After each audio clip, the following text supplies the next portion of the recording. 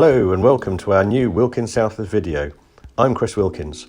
At Wilkins Southworth, we always explore the problem to ensure that you get the most proactive and best tax advice. If you are still confused and concerned by Spotlight 63, rest assured you're in good company, as many landlords continue to struggle. When HMRC issued Spotlight 63 in 2023, it sent a shockwave through the landlord community. Many were told they were using fully compliant tax structures, yet overnight these same arrangements became the subject of an HMRC crackdown. If you're a landlord who entered a hybrid partnership structure or are unsure if your current setup could raise red flags, you're far from alone. We have recently seen a sharp rise in new clients seeking our help. These landlords often feel blindsided as they thought they were doing the right thing, only to now face HMRC inquiries, tax reassessments and the looming threat of penalties. But there is a way forward, and we've already helped many navigate it successfully. What was Spotlight 63 all about? Spotlight 63 was HMRC's response to the increasing number of hybrid landlord tax schemes. These schemes typically involve setting up a limited liability partnership, LLP, and including a corporate member within that LLP.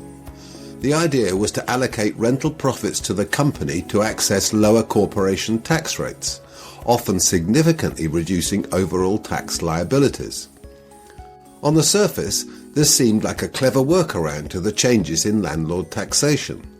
But the key issue was not simply the structure itself, but how it was being used.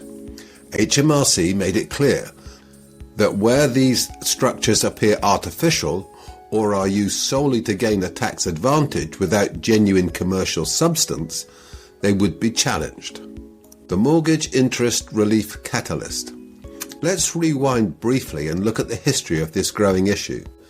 These types of schemes became popular after HMRC began phasing out mortgage interest tax relief in 2017-18. But by 2020-2021, higher rate taxpayers were feeling the squeeze, paying full tax on rental income and only receiving a 20% tax credit for mortgage interest. For landlords with significant borrowing, this was a profound shift, and many saw their tax liabilities increase. It was no surprise to see promoters of new tax strategies step in with solutions that promised to restore some of that lost relief. Unfortunately, the risks and the complexities of these schemes were often underplayed, with many landlords now paying the price. The problem isn't just the structure, it's the mismatch. What HMRC takes issue with is not necessarily the use of an LLP or a company in itself, it's the intent and execution. When income is redirected for tax benefit purposes, but control or beneficial ownership doesn't truly change, HMRC may invoke the settlements legislation. The General Anti-Abuse Rule, GAAR, and other doctrines allow HMRC to look beyond form and consider the substance of an arrangement. This means that even if something is technically legal on paper, if the overall effect is deemed to be tax avoidance, HMRC can ignore the arrangement entirely for tax purposes. That's where many landlords are now finding themselves, caught in a grey area between intent and implementation. What we're seeing on the ground. At Wilkins Southworth, we're helping a growing number of landlords who now find themselves in complex and often distressing situations. Many are facing HMRC nudge letters, which suggest the taxpayer may want to revisit a previous return. Others are under full compliance reviews.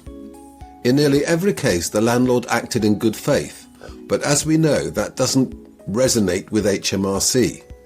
They were often sold the idea of a fully legal and compliant tax structure backed by seemingly credible advice. Now they're having to pick up the pieces. The financial cost is significant, but the emotional toll of feeling misled can be just as heavy. In practical terms, these landlords are now being asked to revisit their accounts for multiple tax years. Some face large bills for backdated tax, interest and penalties, while others are simply unsure what to do next and whether to wait for HMRC to make the first move. The good news, there is a way through this. Despite the heavy tone of Spotlight 63, this isn't the end of the road. In fact, we've seen excellent outcomes for landlords who've acted early and engaged constructively with HMRC. Our approach begins with a thorough review of your structure and tax filings. This helps us understand the extent of any risk and advise on the most appropriate ways to move forward. We may recommend an unprompted disclosure to HMRC if no inquiry has started, or a different strategy if contact has already been made. The key is communication, because by demonstrating transparency and a willingness to resolve issues, we can often negotiate reduced or even eliminate penalties, agree on affordable repayment plans, help clients exit unsuitable structures cleanly. These outcomes are not just theoretical. We have achieved them for numerous clients in recent months. Landlords, don't wait to be contacted. If you're reading this and thinking, this sounds familiar, now is the time to act. Waiting for a letter from HMRC reduces your options and increases the chance of penalties. There are a few common traits in high-risk structures. LLPs with a corporate member, structures set up between 2017 and 2021 marketed to reduce tax, promises of reclaiming mortgage interest relief via complex entities. If any of these apply to your situation, it is worth seeking a professional review. The earlier we can assess your situation, the more proactive your response can be. In many cases, clients have been able to resolve matters with minimal financial and reputational damage simply by taking action at the right time. Thinking about tax-efficient property ownership? Do it the right way. For newer landlords or those looking to expand their portfolios, it's essential not to be put off by what you've heard so far. There are entirely legal and sensible ways to reduce your tax bill, but these must align with your actual business model and goals. We regularly advise landlords on a range of strategic tax options, including incorporating a property business when appropriate, establishing family investment companies for intergenerational planning, exploring CGT deferral relief and other landlord-specific measures. The crucial thing is this: your tax plan should reflect your real-world business, because if a structure only exists on paper, HMRC will see through it. But if your setup mirrors how your property business genuinely operates, it stands on much firmer ground. Final thoughts. Experience matters more than ever. Tax isn't just about numbers, it's about strategy, structure, and knowing how HMRC thinks. If you're worried about Spotlight 63, are unclear about your current setup, or just want to avoid stepping into a future problem, we'd welcome the chance to help. We've already supported many landlords in your position, and we can help you too. Our experience in both technical tax law and practical negotiation with HMRC gives our clients a much-needed advantage. If you have any questions regarding Spotlight 63 or anything that you've heard in this video, please visit our website and leave a message.